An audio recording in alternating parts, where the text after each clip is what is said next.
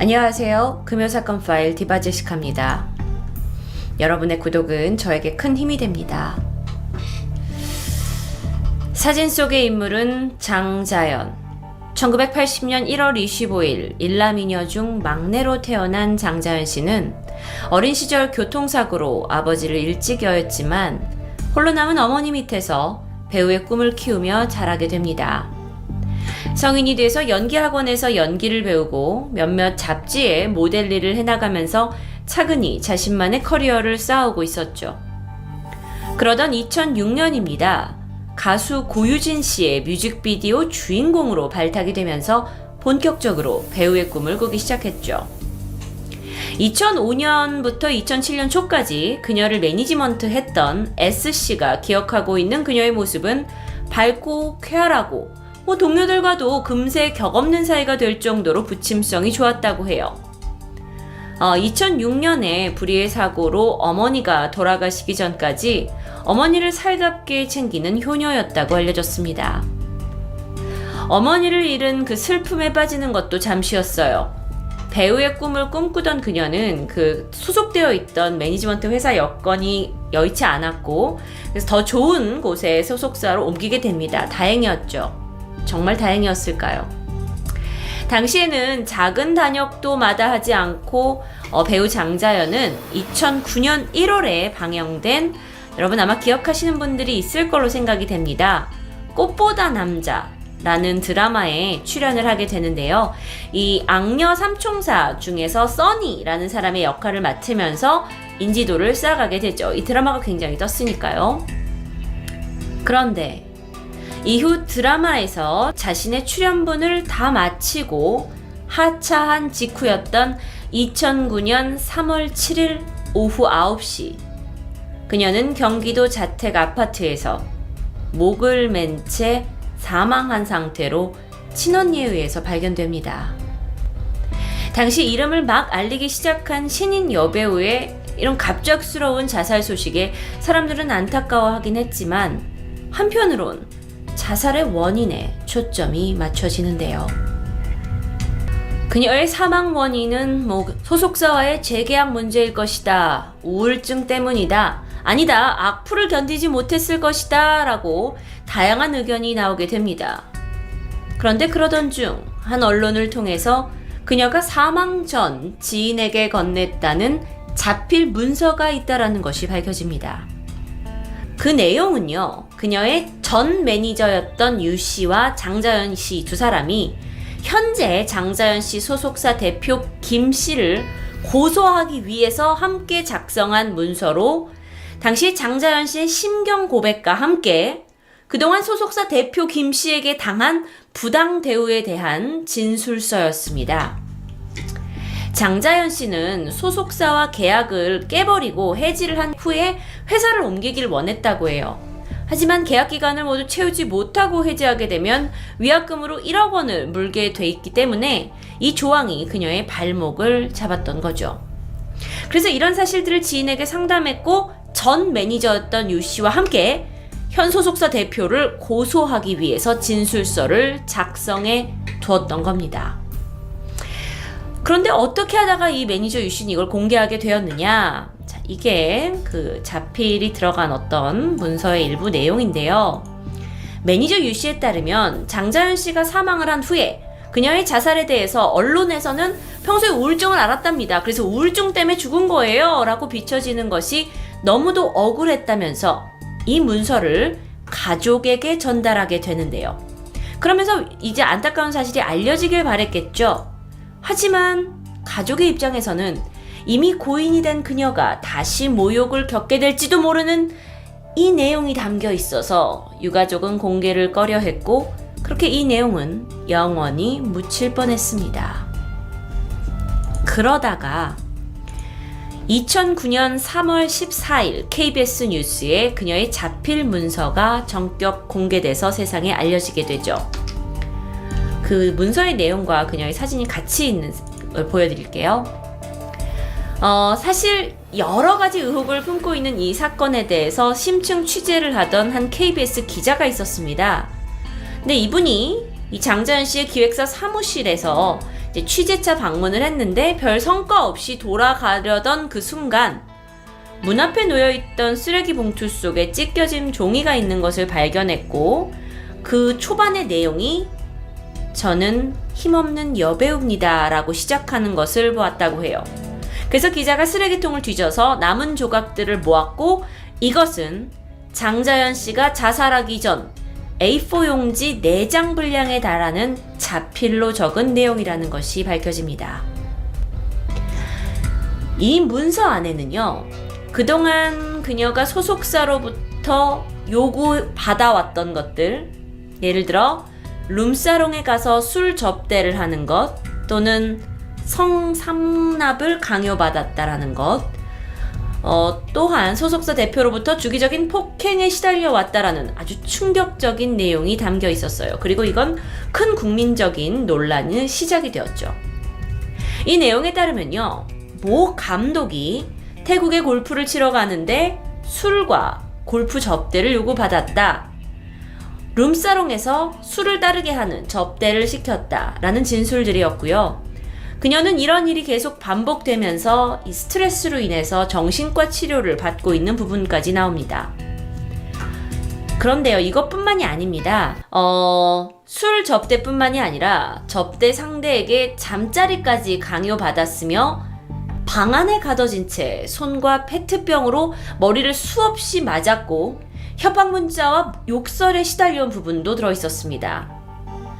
좀 더 상세하게는 테이블 위에서 춤을 춰야 했고 같이 있던 동행자들의 성추행을 견뎌온 부분들이 자필로 서술되어 있었죠. 끝으로 장자연은 자신이 쓴 이 내용에 내 거짓이 하나도 없으며 자신을 믿어줄 것을 호소하게 되면서 주민번호와 자필 서명, 직인까지 찍혀있는 내용이었습니다. 3월 17일 장자연 씨의 오빠는 전 매니저였던 유 씨와 함께 이 사건을 언론에 알린 기자, 그리고 소속사 대표 김 씨, 그리고 이 리스트, 문건에서 접대를 받았다고 추정되는 언론계, 금융계를 비롯한 정재계의 거물급 인사를 포함한 7명을 명예훼손 혐의와 폭력, 성매매 알선 위반 혐의로 경찰에 고소하면서 엄중히 수사하고 처벌해 주기를 호소합니다. 일명 장자연 리스트 사건으로 불리게 된 이 사건은 당시 사회에 큰 파장을 불러일으켰어요. 젊은 신인 배우가 자살로 생을 마감한 것도 충격적이었지만 그녀가 공개한 이 접대 리스트 속에는 당시 정재계에 아주 유력한 인사들이 있었다라는 그 사실만으로도 충격이었죠. 게다가 그동안은 쉬쉬했던 연예계의 어떤 성상납 의혹이 세상에 드러나게 되면서 언론뿐만 아니라 시민단체들도 이거 수사 제대로 해야 합니다 하고 한 목소리로 말했었죠. 자, 그렇게 해서 2009년 4월 24일 경찰은 이 문서에 거론된 사람들에 대한 조사를 착수합니다. 넉 달 동안 이뤄진 수사에서 참고인이 무려 118명이 수사 대상에 올랐고요. 이 중에는 언론사 간부, 방송국 PD, 기업인 등등 20명이 입건이 됩니다. 이 중에 주요 피의자였던 소속사 대표와 매니저는 여러 차례 경찰에 출석해서 조사를 받고 결국 2010년 11월 각각 폭행과 명예훼손 혐의로 기소되면서 징역 4개월, 징역 1년 선고를 받게 됩니다. 그런데요, 다른 유력 용의자들로 지목된 이 몇몇 사람들은 모두 혐의를 부인합니다. 어떤 이는 이 사실관계를 확실히 당신이 밝혀온다면 그때 내가 출두해서 조사를 받겠다고 경찰 출석을 미루기도 했고요. 심지어 어떤 사람은 나는 장자연 본 적도 만난 적도 없어요 라고 말한 사람도 있고요. 그래서 결국 어떻게 됐냐, 이들이 모두 혐의 없음 처분을 받게 됩니다. 그런데요, 이 장자연 씨의 문건에 따르면 언론사 대표와 술자리를 가졌고 잠자리를 강요받았고 그 일가인 다른 대표와도 접대를 가졌다고 세세히 적혀 있었거든요. 그래서 이제 당시 여론이 이제 시끄러워지니까, 게다가 여기에 이제 거대 언론사가 끼어 있고 하니까 해당 언론사는 그때부터 강경한 입장을 보이기 시작합니다. 이 사건을 처음 보도했던 KBS 측과 그 기자들에게 명예훼손 손해배상 청구 소송을 청구하기도 하고요. 사실 많은 분들이 영상을 보시면서 도대체 그 리스트 속의 사람들은 누군데? 라는 생각을 하실 수 있을 것 같은데요. 암암리에 알려진 그 이름들을 제가 함부로 언급할 수 없는 것은 이게 아직 투명하게 밝혀지지 않은 수사 중인 사건이고 또 그 인물들 중 몇몇은 사회의 기득권층에 있는 사람들이기 때문이라고 설명할 수가 있습니다. 인터넷에서 돌아다니는 그 리스트라고 이제 나오는 것들을 좀 보게 되면요. 연예기획사 대표, 언론사 기자, 금융인, 기업인, 감독, 기획사, 금융인, 언론 여러 가지 리스트가 이렇게 보이시죠. 이건 인터넷에서 정확하게 이름을 언급하지 않은 리스트를 제가 사진으로 가져와 봤는데요. 자, 그들이 특권 계층인 게 왜 문제가 되느냐? 한 예를 말씀드리겠습니다. 국회 대정부 질문에서 국회의원 이종걸 의원이요. 당시 행정안전부 장관에게 이 장자연 문건에 대해서 이야기를 하면서 땡땡일보 땡 사장을 모시고 그 후에 며칠 뒤 스포츠 땡땡 사장을 모셨다고 이 문건에 이렇게 적혀 있지 않느냐? 이거 왜 조사가 안 되고 있느냐? 라고 물었어요. 그러면서 이 건에 대해 보고를 받았냐? 라고 국회의원으로서 물을 수 있는 것들을 물었는데 장관은 보고받은 바 없다고 말합니다. 근데 여기서 어떤 대화가 오고 가냐면 아니 장자연 리스트에 신문사 대표가 들어있는데 대체 이 사람이 어떤 사람이길래 언론에서도 TV 언론에서도 이렇게 두려워하고 이 사람 눈치를 보느냐면서 경찰이 혹시 언론사의 어떤 눈치를 보면서 수사를 늑장 부리고 있는 게 아니냐, 수사를 왜곡하고 있는 것이 아니냐 하고 강하게 질타한 적이 있었어요. 그런데 이후 몇 시간이 채 지나지 않아 이종걸 의원에게 언론사 측으로부터 공문이 날아옵니다. 아무 관련이 없는 대표의 이름을 실명으로 거론해서 명예훼손을 했다면서 사과를 요구하고 법적 책임을 묻겠다는 내용으로 후에 10억에 달하는 소송을 당했다고 합니다. 게다가 이날 이후에 각 언론사한테 지금 이제 이 해당되는 이 땡땡 언론사의 이름과 최고 경영자의 이름을 이 사건과 연루시키면 법적 조치를 취하겠다는 문서를 발송합니다. 장자연 사건 들어보신 분도 있고 아마 처음이신 분들도 있으실 텐데요. 2009년에 벌어진 사건이 왜 지금까지 해결되고 있지 않는가의 답은 어쩌면 여기에 있을 수도 있습니다. 이 사건과 관련된 또 다른 에피소드가 있습니다. 2011년 3월입니다. 한 방송사가 단독 보도로 장자연의 자필 편지 50여 통을 입수했다라는 보도를 하게 되는데요. 이 편지 안에는 무려 31명에게 100번 넘게 자신이 접대를 했다라는 내용이 있다. 그런데 그 안에는 또 다른 연예인 지망생도 언급이 되어 있다라고 밝혀져서 더 큰 파장이 있을 거다라고 예고를 했는데 이건 에피소드입니다, 여러분. 결국에 밝혀진 바에 의하면 국과수에서 이 친필 감정을 했어요. 진짜 이 장자연 씨의 글씨가 맞는지.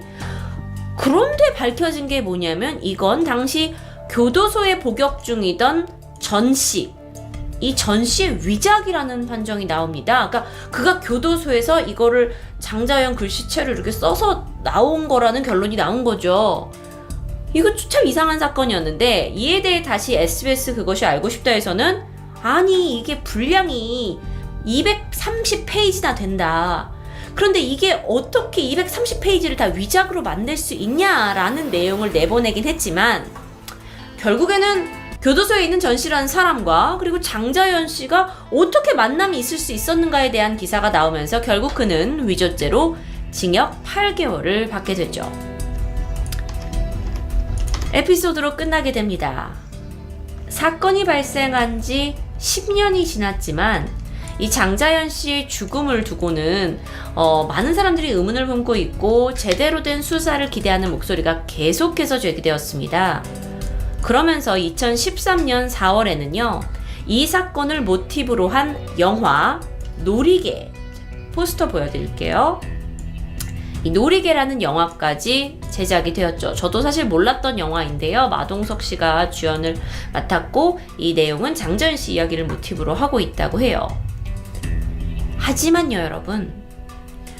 힘없는 신인 여배우의 죽음, 그리고 그녀가 남기고 간 그 편지 속의 더러운 현실은 사실 그렇게 흐지부지 잊혀지는 듯 했습니다. 그러다가 2018년 올해 초에 그 미투 운동의 영향과 함께 장자연 사건에 대한 수사가 부실했다는 논란이 일면서 청와대 국민청원 게시판에 이 고 장자연 씨의 진실을 밝혀달라는 글이 올라오게 됩니다. 그리고 여기에 20만 명이 넘는 동의를 얻게 되죠. 그리고 결국 법무부, 검찰의 과거사위원회가 이 사건의 재수사를 결정합니다. 이후에 JTBC 뉴스룸에 고 장자연 씨와 같은 소속사에 있었던 신인 배우 윤 씨가요, 인터뷰에 응하게 되고요. 당시 소속사의 일방적인 요구에 의해서, 그리고 대표가 굉장히 폭력적인 성향을 가지고 있어서 술과 접대 자리를 피할 수가 없었다라는 이제 내용이 생방으로 나가게 됩니다. 그러다 보니까 이 장자연 리스트에 언급된 부당한 접대, 그리고 그 접대를 받은 당사자에 대한 처벌이 과연 이루어질 것인가에 초점이 맞춰지게 되죠. 이에 끝나지 않았습니다. 2018년 7월 MBC PD수첩에서는요, 장자연 씨가 남긴 그 4장의 문건을 바탕으로 해서 사실 좀 타 방송국에서는 아무리 이게 큰 사건이 됐어도 이 사건에 대해서 심층 취재하는 것을 조금 몸을 사렸던 것 같은데, MBC PD수첩에서 이 장자연 리스트의 인물들을 언급했어요.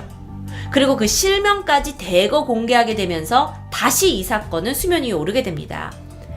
그때 공개한 그 이름에는 유력 언론사의 전직 기자, 그리고 제가 초반에 언급한 태국 골프 접대 그 현장에 있었다고 자신이 인정한 PD, 물론 자신은 아무 리 없었다고 하지만, 그리고 필리핀으로 동반 여행을 갔을 가능성이 높은 한 기업 회장, 그리고 언론사 사장의 차남 등이었습니다.